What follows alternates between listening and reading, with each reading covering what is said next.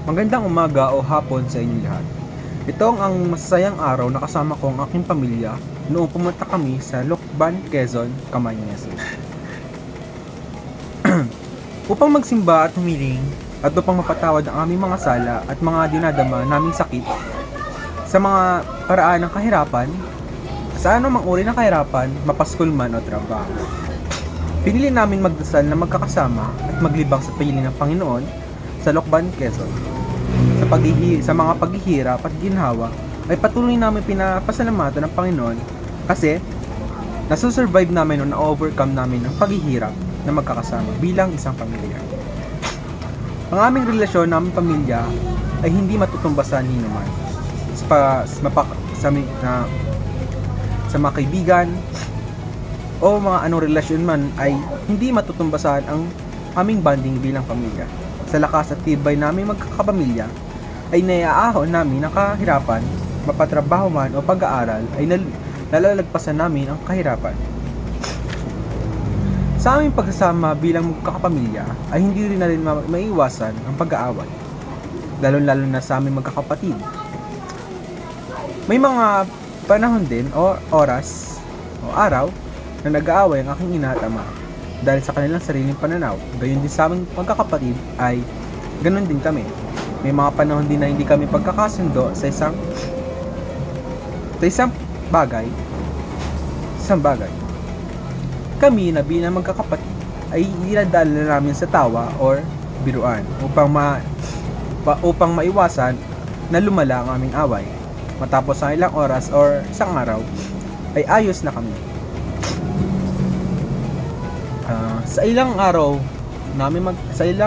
taon namin pagkasama, kami magkakapatid ay isa sa may masasaya na alaala na nagtatawanan, nagkakantahan at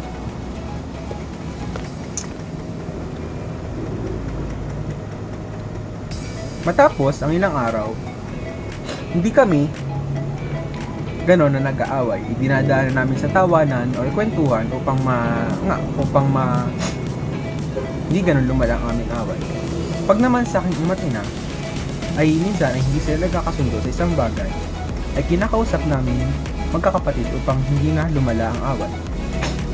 Halimbawa, pag kami sabay-sabay kakain, hindi natin maiwasan ng awkwardness or parang hindi pagkakasundo na pag-uusap, ay doon na ako papasok sa usapan na wag na mag-away. And yung ibang kapatid ay ganoon na rin ang sinasabi. So, mga ilang oras or isang araw din ay nagkakasundo na rin sila at tawanan kasi naiayos na namin magkakapatid at naiayos na rin ang aming ama't ina bilang sa pamilya.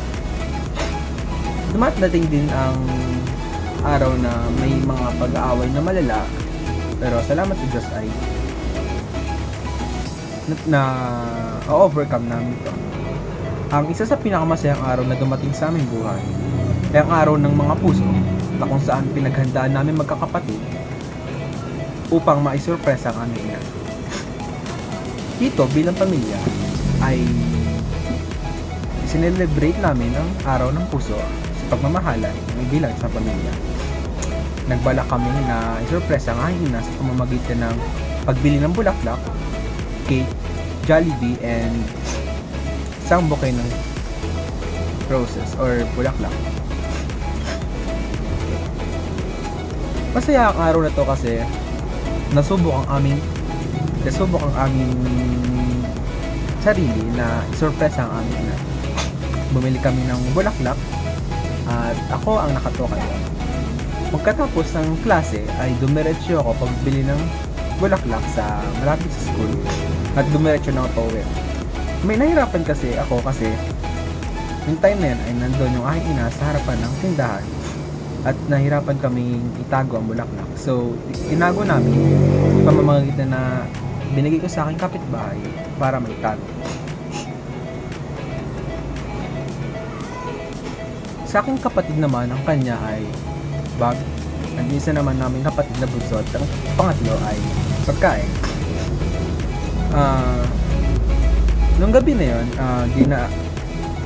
kinuha ko na yung bulaklak upang may surprise ang aking ina. Pumunta na ako sa likod at inabot sa akin ng kaibigan ko yung bulaklak. Ibinigay namin ang bulaklak sa isang pamamaraan ng sorpresa. At na masaya kami kasi masaya ang aking ina na ganon ang kanya reaction nung time yun. Sobrang saya ng aming pamilya nung araw na yun. Ito kasi ay na-celebrate namin sa araw ng mga puso na magkakasama bilang magkakapamilya. At nung araw na yon, bago yung araw ng mga puso, ay isinurpresa ng aking ama, aking ina. Galing sa Quezon, nung gabi ng bago ng araw ng Valentine's Day, ay sinurpresa na isang bouquet ng bulaklak ng aking ina, ng aking ama. Upang maipakita ang pagmamahal ng aking ama sa aking ina.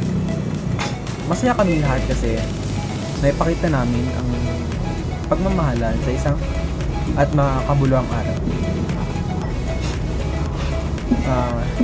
Madami kaming mga masayang pagsama at dito namin naipapakita ang kahalagahan ng pamilya. At may mga hamon at paghihirap din na kami nararanasan pero pinagdadasal at dinadaan na lang namin to sa tawa upang malagpasan ang aming kahirapan. So, yun lamang po at maraming salamat. Pagpatuloy na pagmamahal ng pamilya at lakasan ng loob upang ma-overcome lahat ng paghihirap. At huwag kakalimutan na magdasal at idamay ang pamilya sa kahit anumang aspekto ng kahirapan. Yun lamang po at maraming salamat.